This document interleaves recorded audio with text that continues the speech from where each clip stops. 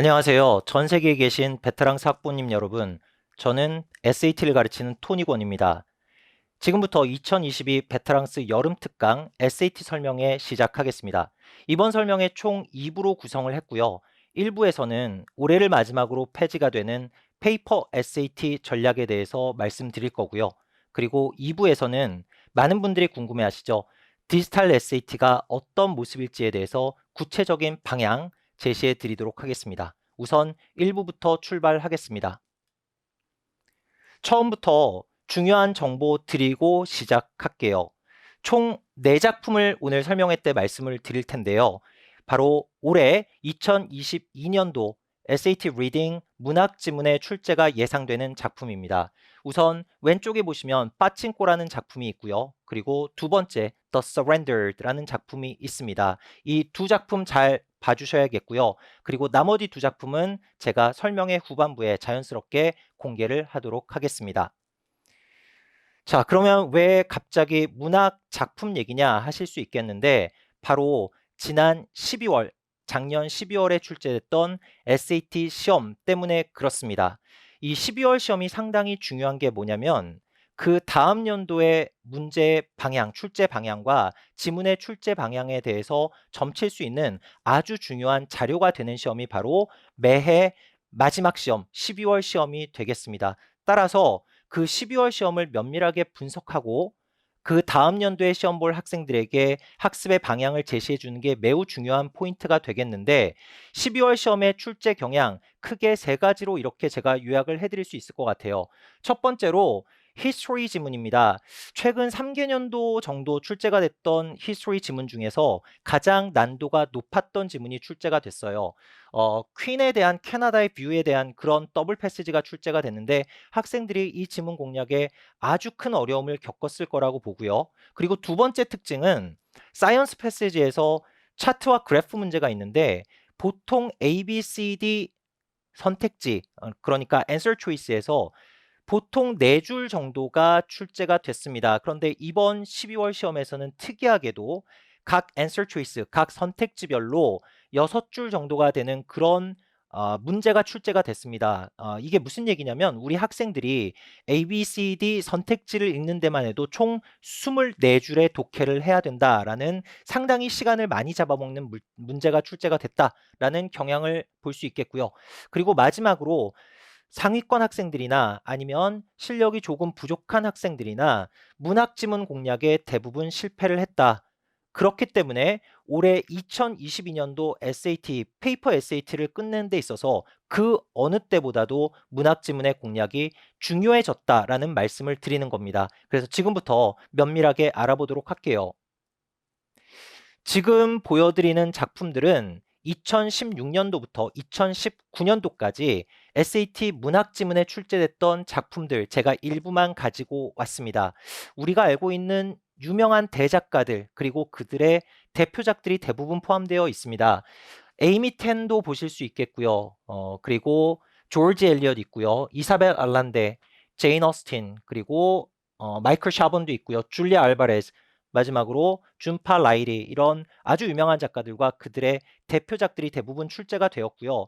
SAT 문학 지문에서 두 작품 이상을 출제한 작가가 딱 두 작가가 있습니다. 준파 라이리와 그리고 잘 아시는 제인 어스틴, 이 두 작가가 SAT 지문에 두 작품을 출제를 시켰습니다. 여기까지가 2016년도부터 19년도까지 출제된 작품들이에요.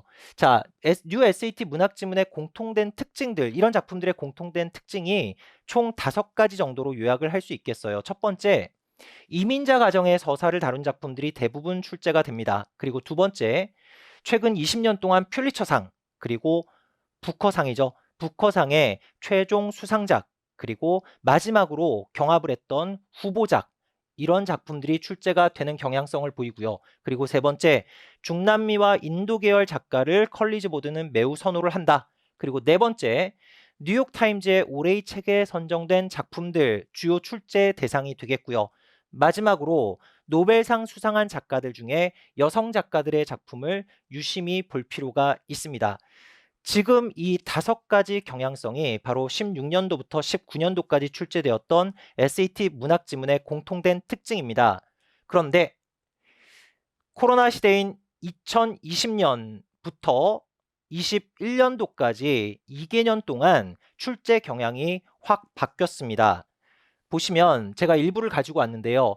헬렌 오에미의 The Icarus Girl 2005년작이고요. 그리고 콜슨 화이트헤드의 색 하버도 출제가 됐고요. 도니아 비잔의 The Last Days of Caperelia 2017년도 완전 최신작이죠. 그리고 니나 루보이어, 애니타 드자이의 Translator Translated 이런 작품들이 출제가 됐습니다. 자, 공통된 특징 확연하게 보이죠. 바로 최신 현대 문학이 급부상했다라고 정리할 수 있겠어요. 자, 그러면 이 최신 현대문학 왜 중요한지 그리고 그 트렌드가 어떤 것인지에 대해서 지금부터 잠깐 설명을 드리겠습니다. 우리나라로 따지면 매년 출간되는 이상문학상 작품집 이렇게 보시면 되겠어요. 미국 문학의 가장 최신 트렌드를 볼 수 있는 바로미터가 되는 책이 있습니다. 바로 The Best American Short Stories라는 매년 발간되는 단편집인데요. 이 책에 수록된 작가들 그리고 작품들이 바로 그 당해년도 미국 문학의 트렌드를 최신 트렌드를 반영하는 작품이라고 보시면 되겠어요. 그래서 매해 이렇게 발간이 되는데 The Best Stories, The Best American Short Stories 이 책을 통해서 본 최신 미국 현대 문학의 방향성이 어떤 것이냐 제가 특징지어서 말씀을 좀 드릴게요. 뭐냐면 첫 번째로 민족적, 인종적 그리고 지역적인 정체성을 다룬 작품들이 거의 다라고 보시면 되겠어요. 그리고 두 번째, 어떤 국가적인 사회적인 거대한 담론에서 탈피를 해서 이제는 가족 문제, 좀 더 현실적인 가족의 문제, 이웃의 문제를 조명한 작품들이 대부분이고요. 그리고 어떤 한 개인의 의지에 대해서 서구적인 게 아니라 비서구적인 가치관을 전달하는 작품들. 그리고 네 번째로는 제가 경계자라고 표현을 했는데 어느 세계에도 속하지 못한 한 캐릭터, 인물이 자신의 주변을 돌아보면서 거기에 대해서 성찰하고 그 부분을 조명하면서 하는 이야기들, 이런 것들이 대부분입니다. 그리고 마지막으로 영어 문장적인 측면에서는 상당히 간결한 문장들, 그러니까 수식어구가 별로 많지가 않습니다. 최신 현대문학의 특징이. 그리고 극도로 절제된 언어를 사용을 했다. 그래서 극단적인 형용사나 부사나 이런 것들을 별로 사용하지 않는다라고 아시고 있으면 되겠습니다. 네, 그런데 이런 최신 현대 문학이 학부모님들께서는 이제 많이 오해를 하시고 학생들도 오해를 하는 부분이 이 부분이에요. 고전 문학이 지문으로 출제가 되는 게 어렵지 이렇게 최신 현대 문학이 출제가 되면 오히려 쉬울 것이다라고 생각하시는 분들이 대부분인데 절대 그렇지 않습니다. 오히려 최신 현대 문학이 SAT 시험에 지문으로 출제가 되면 훨씬 더 지문을 리딩하는 데도 어렵고 문제를 풀어내는 데도 어렵다라는 게 제가 설명드리는 핵심 포인트예요. 왜 어렵냐? 첫 번째, 조금 전문적인 용어를 제가 쓸 수밖에 없겠는데요. 점강법입니다. 그러니까 점강법이라는 거는 그 거대한 거에서 큰 거에서 작은 쪽으로 들어오는 거거든요. 그러니까 매크로에서 마이크로로 좁혀서 들어오는 방식입니다.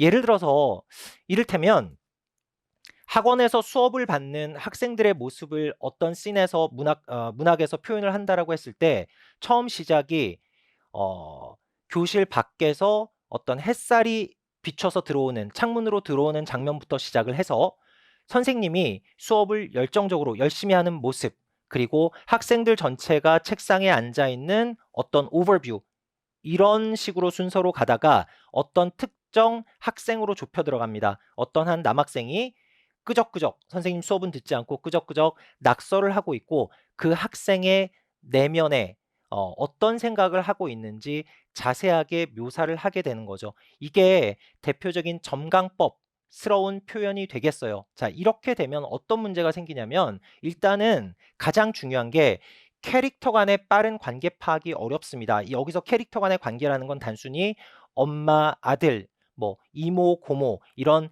1차원적이고 단순한 어떤 관계 파악이 아니라 서로 관계를 주고받음에 있어서 어떤 심리적인 자세를 취하고 있는가 이런 걸 빨리 파악하는 게 중요한데 이런 점강법스러운 표현이 나오게 되면 그렇게 지문이 전개가 되면 이런 캐릭터 간의 빠른 관계 파악이 어렵게 된다라는 거.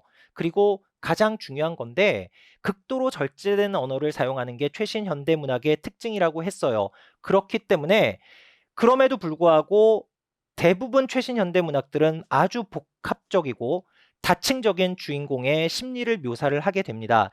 이게 왜 중요한 포인트가 되냐면 SAT 문학 지문에서 마지막 단락은 거의 대부분이 거의 90% 이상이 한 캐릭터의 내면을 집중적으로 비추면서 그 심리 묘사 그리고 거기에 따른 철학적인 얘기를 전하는 게 SAT에 출제되는 문학 지문의 마지막 단락입니다. 그런데 이렇게 최신 현대 문학의 절제된 언어 그리고 아주 복합적이고 다층적인 심리 이게 두 가지가 버무려져서 마지막 단락을 이해하는 데 있어서 훨씬 더 어렵게 된다. 그에 따라서 보통 마지막 단락으로 출제되는 부분이 총 10문제 중에 9번, 10번 킬러 문제가 출제가 되는데 이 킬러 문제의 난도가 훨씬 더 높아졌다라는 뜻입니다. 네, 이런 상황에서 컬리지 보드는 아주 파격적인 출제를 단행했습니다. 바로 두 작품인데요. 2020년 10월 시험에 무라카미 하루키의 IQ 84가 출제가 됐고요. 그리고 작년 12월 시험, 아까 말씀드렸던 초반에 말씀드렸던 작품이죠. 싱가포르의 천재 작가라고 불리우는 커스틴 첸의 The Soy Sauce for Beginners라는 작품이 출제가 됐습니다. 상당히 여태까지 16년도부터 19년도까지 출제 경향으로 봤을 때는 파격적인 선택이 되겠습니다. 자, 여태까지 이제 2016년부터 19년도 그리고 최근 2개년 동안의 컬리지 보드의 문학 지문 출제 방향에 대해서 말씀을 드렸는데요. 마지막으로 이 모든 걸 종합해서 올해 2020년도 페이퍼 SAT의 마지막 회에는 어떤 작품이 출제될 것인지 제가 찍어 드릴게요. 네, 우선 두 작품 먼저 보여드리겠습니다. 이민진 작가의 파친코 2017년 작품이 되겠고요. 그리고 이창래 교수의 The Surrender 두 작가 모두 재미교포가 되겠어요. 어쨌든 한국계 작가가 되겠습니다. 이 두 작품 잘 봐주시고요.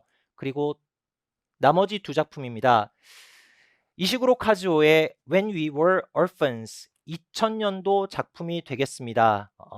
그리고 마지막으로 네 번째 작품은 여러분들 잘 아시는 한강 작가의 채식주의자 The Vegetarian 이 작품이 되겠습니다. 이 네 작품 중에서 나 1, 2, 3번 세 작품 같은 경우에는 원래 영어 문학인 그런 작품이 되겠고요.